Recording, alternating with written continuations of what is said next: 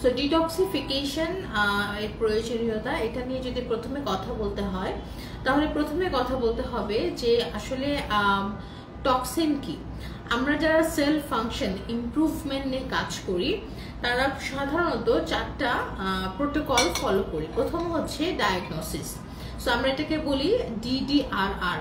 So diagnosis মানে first D, যে আপনার যে কোনো রোগ হোক না কেন, ক্রনিক ডিজিজ হোক না কেন, আপনার ডায়াগনোসিসটা খুব প্রপার হতে হবে।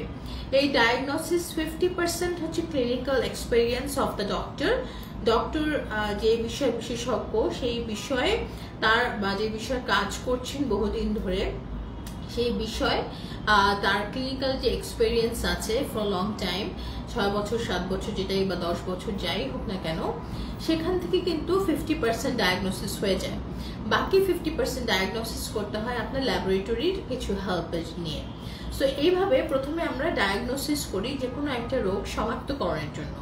যদি আমার কাছে ডায়াবেটিসের একটা পেশেন্টস আসে, সো অফকোর্স উনি একজন এন্ডোক্রাইনোলজিস্টের আন্ডারে থাকবেন এবং তার সাথে যে মেডিসিন নিচ্ছেন অথবা যে ইনসুলিন নিচ্ছেন, তারপরও অনেকের ব্লাড সুগার কন্ট্রোল হয় না।